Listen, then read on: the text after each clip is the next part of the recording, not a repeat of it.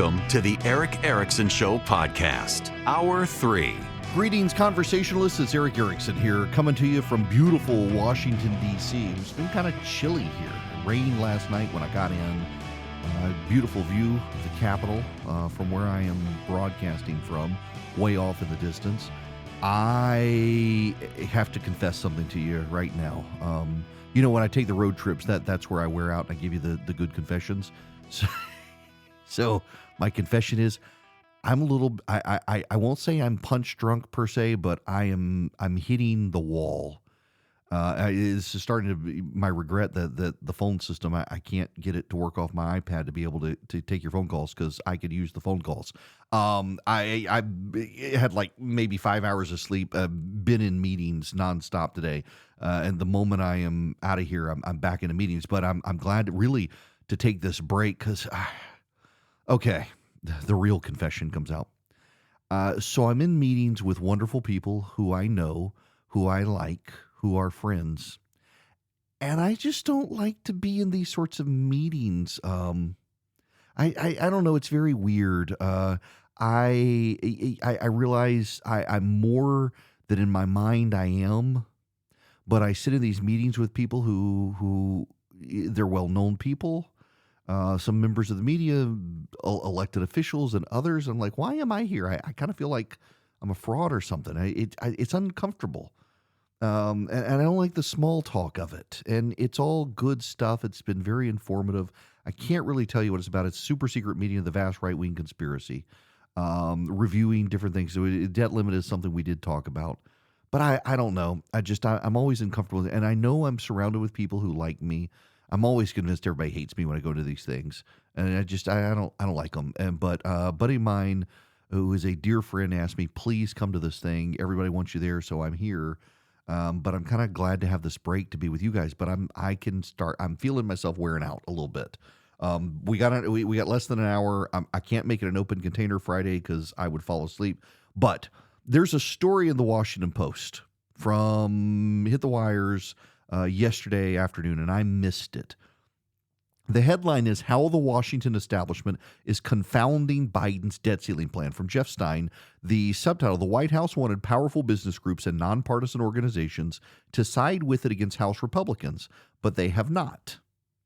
As President Biden worked last year to secure passage of his economic proposals, his aides pointed to analyses by the Committee for a Responsible Federal Budget, a nonpartisan group routinely cited by lawmakers of both parties on fiscal matters. But this year, when the White House and House Speaker Kevin McCarthy dug in for a protracted stalemate over the U.S. debt limit, the nonpartisan committee released a statement in April praising House Republicans' bill on the issue as a realistic and extremely welcome first step in talks. Administration officials were stunned by the announcement, which they thought encouraged what they consider McCarthy's reckless brinksmanship over the nation's credit, according to three people who spoke on the condition of anonymity to describe the private reaction inside the White House. "We were livid," one of the people said. And let's be honest, that nonpartisan think tank tends to lean left anyway, regardless of how they say nonpartisan, so they were really surprised by it.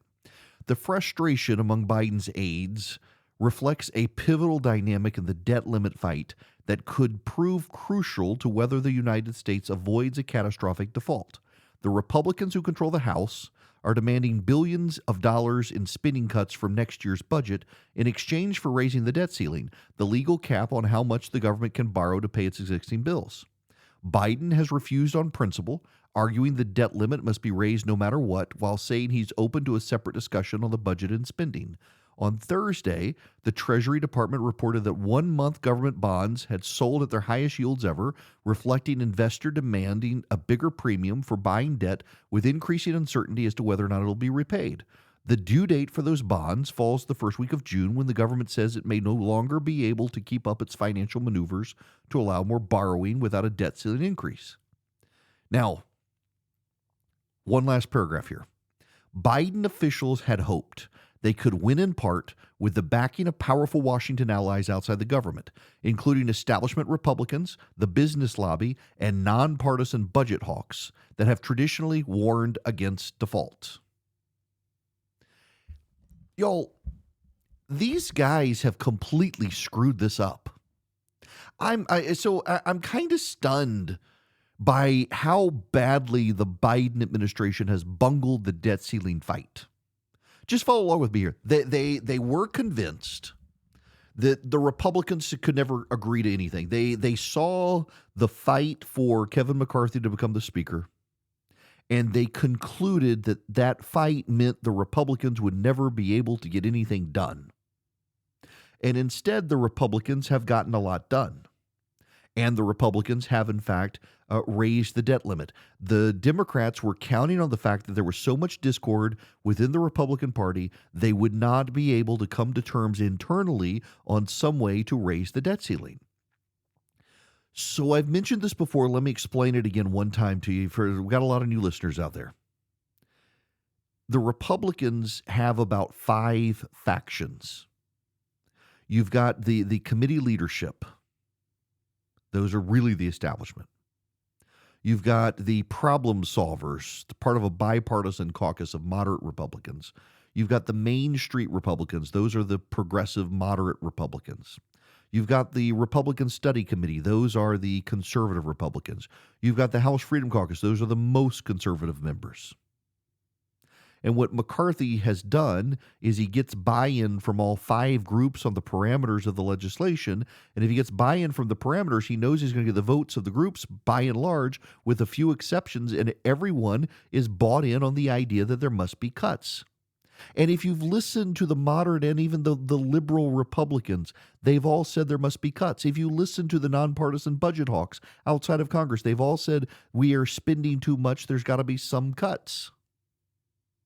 The Biden administration has ignored that. They've ignored the tea leaves. They've ignored the whispers. They've ignored the red flags. They've ignored the warning bells. They've ignored everything. They've been convinced that because everybody hates the Republicans, that everyone would side with Biden. And the fact is, not everyone really hates the Republicans as much as Joe Biden does. And so Biden put together an entire strategy for raising the debt limit, putting the Republicans on defense, and hasn't been able to get buy-in from the Fortune 500, from Wall Street, from corporate America, from the investor set, from the banker class, from the nonpartisan think tanks, from the nonpartisan budget hawks, from the establishment Republicans no longer in Congress. You don't get John Boehner out there bashing Kevin McCarthy on this. You haven't heard Paul Ryan say they must do something. You haven't heard any of the former Republicans in Congress, Trent Lotz and Bill Frist of the world, anybody. You haven't heard them speak on the issue to the Republicans, telling the Republicans to do something.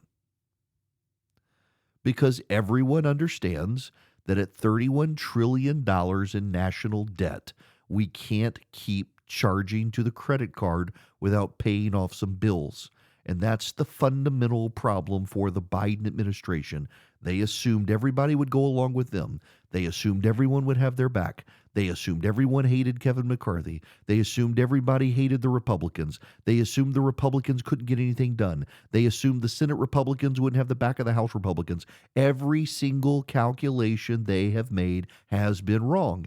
And when you start looking at the Biden administration and the decisions of the Biden administration, it goes beyond that. Remember the crime bill in D.C.? They alienated House Democrats from them on that. There was another one they alienated House Democrats on. Oh, it was a regulatory repeal where House Democrats had the president's back, and then the president said, okay, I'm going to go along and sign it. The COVID, that's what it was, COVID emergency order expiring.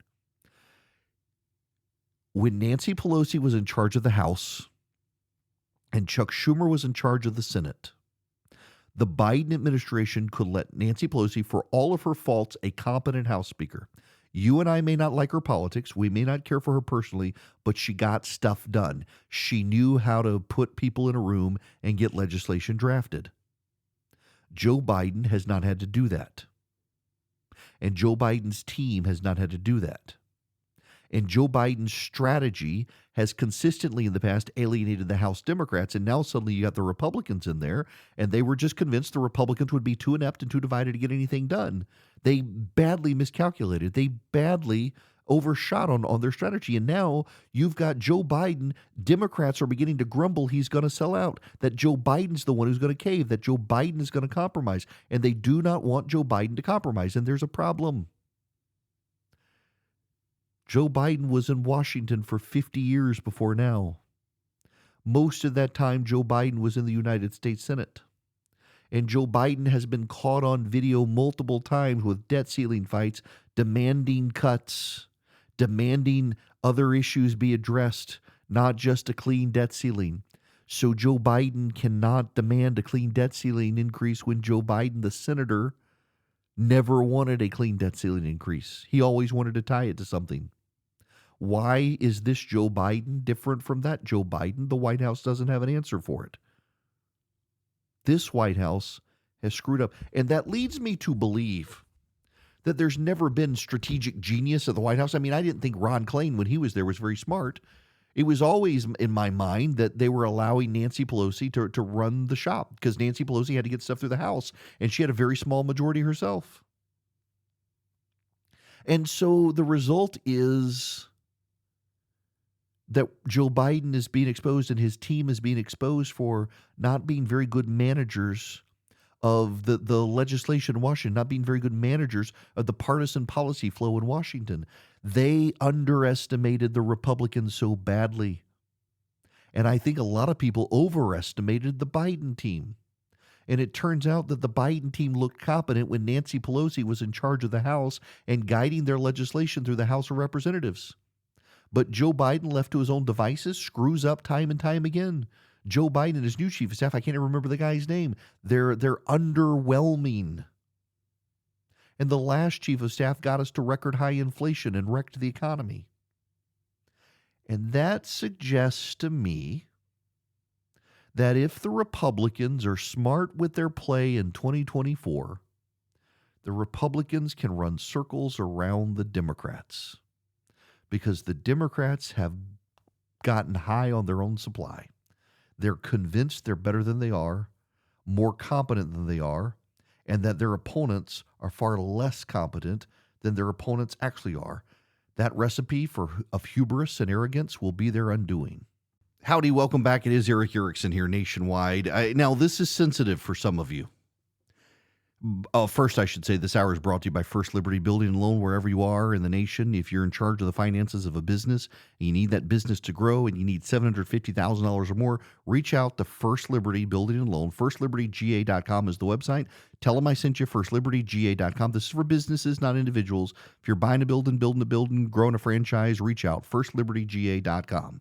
Now, this is sensitive for like 5 of you, because you 5 send me the angriest, nastiest hate mail when I bring this up. But we need to talk about Kari Lake. Kari Lake is the news anchor from Arizona who ran for governor, having never held elected office in her life, and she still does not. And she's been speaking in Hungary, CPAC Hungary. Not sure what the situation is on young men in Hungary. Did I just say that? Kari Lake is a culture warrior in Hungary. Meanwhile, Kari Lake's campaign Twitter account is suggesting we need to stop talking about Bud Light and the trans issues, that there are other issues. It's weird to watch her pivot. She's such a fraud. She can't accept that she lost. She's got this weird thing for Donald Trump. It's very creepy, y'all.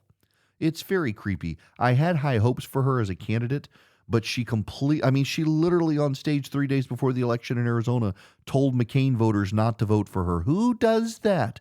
It's terrible politics. The race was not stolen. Plenty of other Republicans in Arizona won. The idea that it was stolen from her, no, it wasn't. Just accept it. She's a terrible candidate. I know like 5 angry men in the audience refused to accept it. I think they got the hots for her. But she was a terrible candidate, and I thought she was going to be very good, and she wasn't, and she blew it at the end. She's been elected to nothing, and yet somehow she's the star at CPAC Hungary, as if we're going to pay attention, playing the culture warrior role in Hungary, while her Twitter accounts are telling people, lay off the culture war stuff, stop focusing on the trans stuff, stop focusing on Bud Light. Y'all, look at the Bud Light issue. It was not conservatives that boycotted Bud Light. It was Americans. The same Americans who refused to go to Target when Target allowed men into the women's restroom.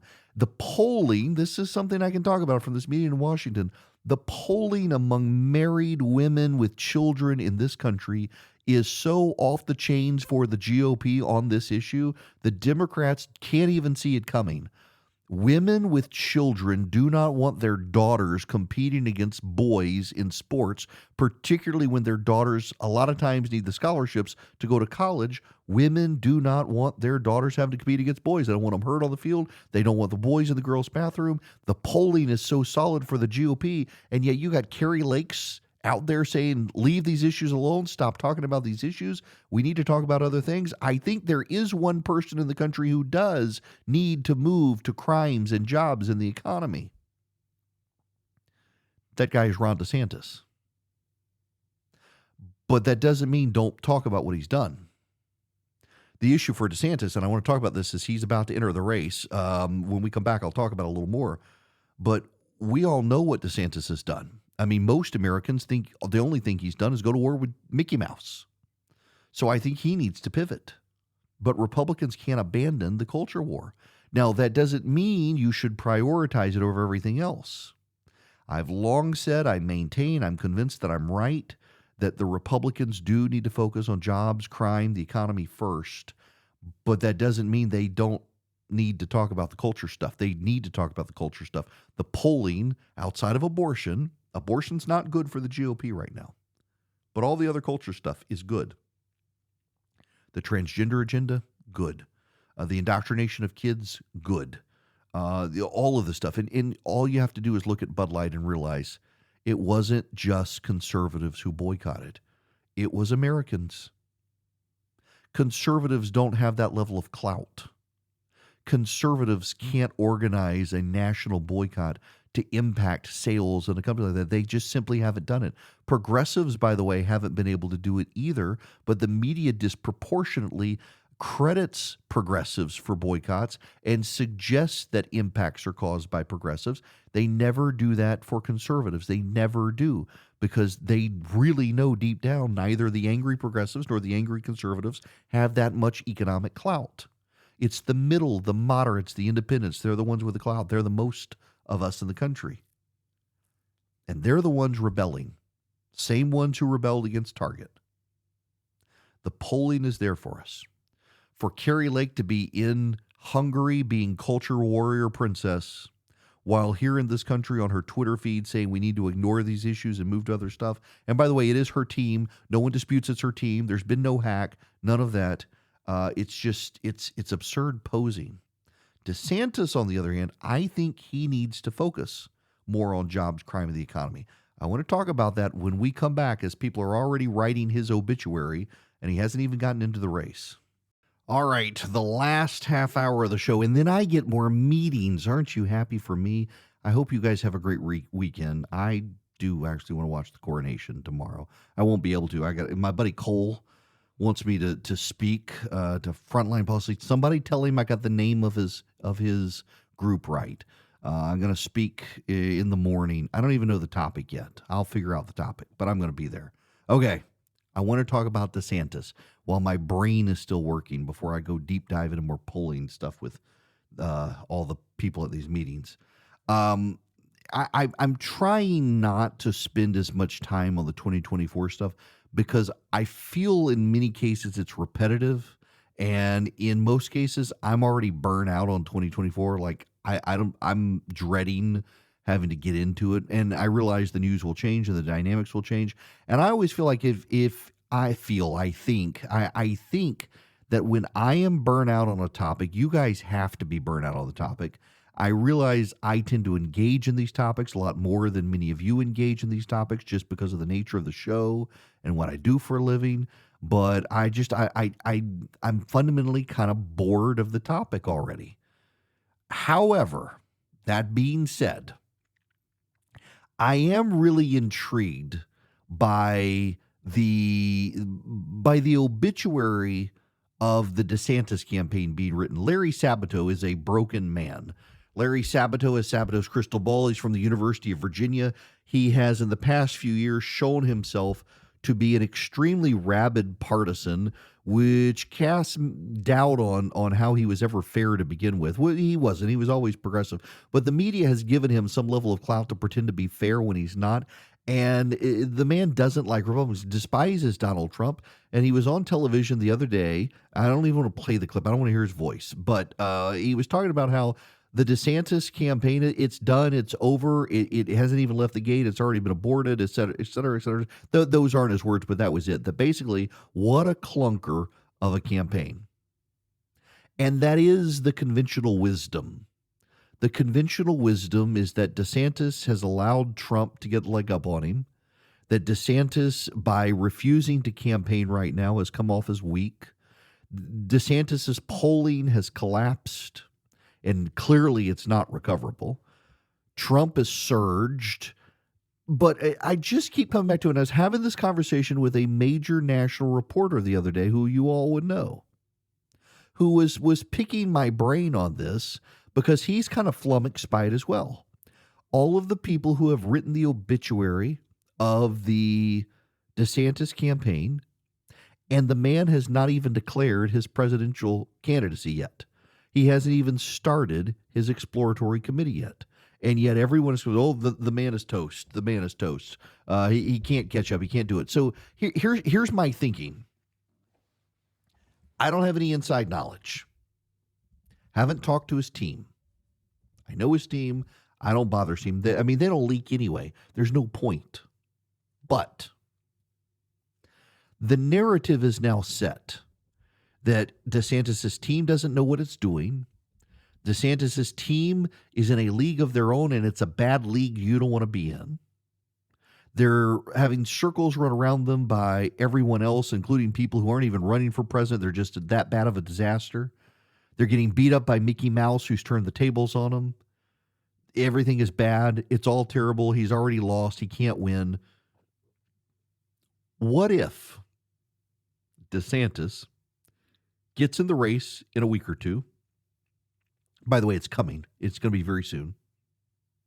He gets in the race and fires on all cylinders. Shows $30 million raise. You know he's got $80 million in the bank. And he's going to give it to a super PAC. And he's got a lot of people who have pledged money to him that are holding the checks. And he's got a lot of money in his gubernatorial campaign, and the people who gave him the money are going to authorize him to send the checks over the presidential campaign. So out of the gate, he's going to have a ton of money. So suddenly the guy whose campaign is dead has more money in his war chest than anyone else, has a better funded super PAC than anyone else, including Donald Trump, raises more money in the first 30 days of his announcement than any other candidate, including Trump. And his campaign is actually firing on cylinders, throwing punches, and putting everybody else on defense. If he does stuff, and by the way, that's a very high burden. That is a very hard thing to do. When you get out of the gate and everybody is guns blazing coming at you, the problem for them, though, is that the guns have been blazing already at DeSantis. So they know a lot of the attacks. It's not like we're going to have these wild, crazy curveballs. There will be some, but ones that can be anticipated that have not yet come. Everybody's thrown everything they've got at DeSantis with the exception of just a couple of things. And the DeSantis team knows what those are.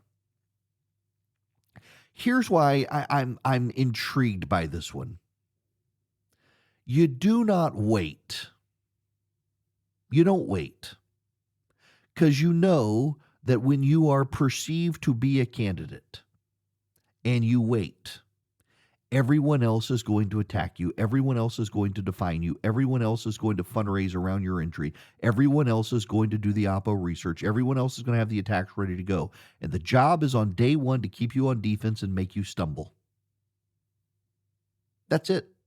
If I were running a campaign, that's what I would do. I do massive amount of opposition research on Ron DeSantis ASAP. I've had months to do it because we all knew he was going to run. I would have told my donors, don't send me a check yet. Wait for DeSantis to get in and then send me the check, not him the check, so I can show a big total. And I would have the ad war prepared. Welcome to the race, Ron DeSantis, you corrupt SOB.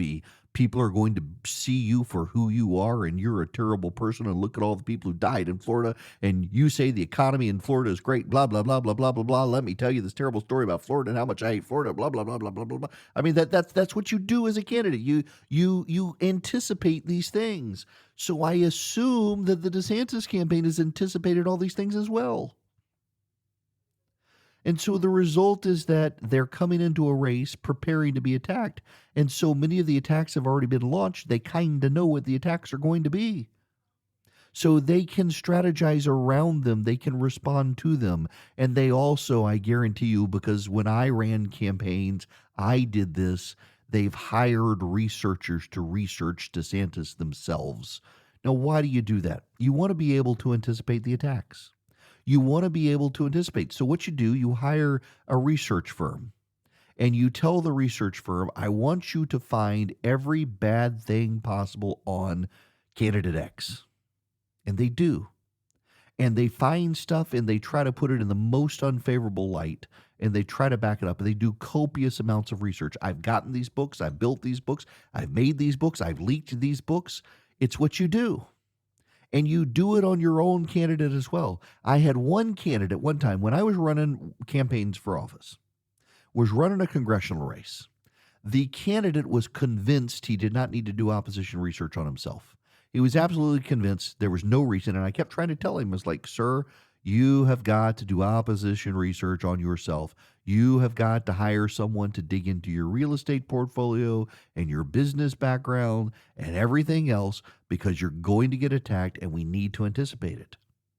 And the guy's like, I know all the stuff. Here's this and this and this and this. Well, he did not anticipate the attacks that came because he didn't hire opposition research. He was completely floored. Stuff that he didn't even remember from years before. One of them was a business deal. One of them was a book that he had published, like when he was getting his doctorate. It was a disaster for him, and he lost. And I told him, this is what happens. The DeSantis team is smart. The DeSantis team knows. They've done the opposite research on DeSantis. And the funny thing is, all these other campaigns had no impulse control. Trump's in particular had no impulse control. They rushed out with all the opposition research. Boom, hit him on this. Boom, hit him on this. Boom, hit him on this. Boom, hit him on this. I guarantee you there's someone in the DeSantis team with a check box. And it's like, chick. They've hit us on this. Chick. They've hit us on this. Chick. They've hit us on this. Chick. They've hit us on this. They've hit us on this. Okay, they've hit us on all these things. What is there left for them to hit on? Okay, they haven't hit us on these things. These things we found in our own research. They're going to find them too. Let's anticipate and respond to the attacks. So let's just say hypothetically, he comes out of the gate. He fires on all cylinders. He raises the money. He doesn't make the missteps. It turns out his incompetent team is actually competent. He resets the whole narrative, does he not? Because everything the media said, his campaign is DOA, he's not doing well, his campaign staff is out of their depth, they're just Floridians, they don't know how to run a national campaign, they got all these attacks coming. It looks suddenly like they're good. It looks suddenly like, hey, DeSantis might know what he's doing. And it forces a relook by the voters who have been turned away from him over the last month of negative coverage. And that's the important thing. It forces the reboot. It forces the relooking. It forces everybody to pay attention to a guy they were starting to write off. And that could work well. Not only could it work well generally because it forces people to look again, but it could work well more specifically in that it then drives greater skepticism of the narratives around DeSantis. When all the media has told you X and the reality is Y, you're even more skeptical of the media. And everyone is generally skeptical of the media, but also tends to go along with the media, particularly when the media tells you what you want to believe anyway. And a lot of people became comfortable with the idea that DeSantis was running scared because he hadn't gotten in. He hadn't gotten in because the Florida legislature was meeting. People forget that when he was reelected at his reelection party, people were chanting 2 more years, not 4 more years, 2 more years. The Trump team first said they thought he needed to serve out 4 years. Then they said, well, DeSantis shut down Florida too much during COVID. Now they're saying DeSantis didn't shut down Florida enough and people died. And they're dogging the economy. I don't know if you saw, but there was an independent report out that Florida is now the number 1 state in elementary and secondary education and the number 1 state to do business in, the number 1 state for job creation. Now, we here in Georgia, where I am, we like that title for ourselves. And now suddenly Florida's got it. He's got a story to tell if he wants to tell the story. The question is, when's he coming out? And how does he do it? But I think there's a path for him if he does. And the last thing I would say is a buddy of mine at National Review wrote a good piece that when he gets in, he needs to fight Trump. He needs to fight Trump. He doesn't need to try to find a way around Trump. He doesn't need to play nice with Trump. He's got to fight Trump. Trump's standing between him and the nomination. And I would suggest to you the way for him to do that is jobs, the economy, and crime. We already know he's the culture warrior. Most Americans only know him as the man who fought Disney. Now he needs to show Americans he can take on the economy and crime, the two issues Americans care about. Throw the border in there as well. If he can do those things, he's got a path forward. If he can't execute, if he can't put the stuff together, then yeah, Trump's going to be the nominee. I think that Haley and Pence and Scott are wonderful candidates, all of whom are friends of mine, and they kind of got to hope that DeSantis and Trump destroy each other. And that kind of, for the most part, is on DeSantis, not on Trump. Now, it's on you to call Vision Computer to see if they can help you with a computer. Listen, I mean this very seriously. Their customer service is so good. If you've got an elderly relative you want to buy a computer for, let Vision Computer do it, because you may not need all the fancy stuff from the big box stores. Vision can custom build it for you exactly what your senior citizen parent, grandparent, whatever needs to stay with the grandkids, to be able to video call them, what have you, and will handle their tech support. So your grandparent or your parent is not calling you for tech support, but Vision Computer, and they answer the phone within about 15 seconds. If they can't help immediately, they take a number, they call you back. They don't put you in call waiting hell. They take care of you. If you call them at 404-COMPUTE, ask about the Eric Erickson special. You can't find that on their website, which is visioncomputers.com, by the way. Now, if you don't have a computer from Vision, but you want their world-class technical support, you can pay an annual fee, small annual fee. They will be your people. They can remote into your computers. They can take care of your computer remotely. They can help you with email. They can help you with viruses. They can help you with everything with your computer. Most often, you don't even have to take your computer to them. They can just do it remotely.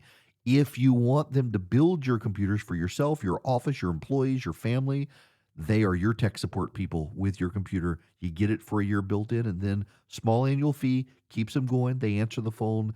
Their customer service is the best. Go to visioncomputers.com or call them 404-COMPUTE. Tell them I sent you, 404-COMPUTE. Ask about the Eric Erickson special. Welcome back. Okay, we're almost at the end, which means I got to leave you guys and go back in the meetings. I hope you guys have a great weekend. And sorry, Jim, I just kept running my mouth in that last segment, so this is a short one. But can I just tell you before I get out of here? So, our oldest is looking at colleges, and listen, I get so many emails from people trying to be helpful. I appreciate it. I want to thank all of you. I can't respond to all of it, but then some of us like, oh no, you should send your kid here. Or the amount of people who think they should weigh in on where I send my kid to college and how I should raise my kid is just mind-numbing to me. And I don't know. I get a lot of helpful emails like, you should consider this, and this is a great school you should put on your radar. But I mean, some of the emails are just like, I can't believe you would let your kid go to this sort of school. I mean, she wants to be an engineer, people. She wants to blow up China, essentially. That's her sales pitch. But the thing we're dealing with is the SAT and the ACT, and she had a great SAT, but it wasn't quite where she wanted it to be, and she retook it, and we're like 99.9 convinced she skipped a row or something, and everything was off by one because it messed up part of her score on one, and kind of upset her. And then she took the ACT, and the kids these days are encouraged to do it blind, which is what I did. I never studied. I didn't even know you could study for the standardized tests. And so she went in having never studied for the ACT before, and she did very well. Now, I never took the SAT. I took the ACT. I took it once and blew it out of the water. That's not bragging on myself. I know it sounds like it. I took it once. I did so well. I never took it again. One time. She took it once. She'll take it a second time. She'll do study prep for it, like the science section and stuff. But what's so crazy to me now is the number of schools who say it's unnecessary, that you don't have to take it, that it's optional. And they make a big deal about it. And yet when you go into the rooms with the counselors, like, yeah, if you take it, I mean, you might get more scholarships and you're more likely to be admitted. And if you're going to an engineering program, you really should, but we're not going to tell you to, but you should. It's kind of crazy. It is. We've now been to multiple colleges and we have these same sort of wink, wink, nod, nod conversations of we're not going to tell you to take the SAT, but we're not going to tell you if you do take it, you're more likely to get admitted, but we might think it. We're just not going to say it out loud. And now you've got classical education alternatives. It's really hard to be a kid in school these days. I mean, the other thing are the tracks. We didn't have tracks when I was in school.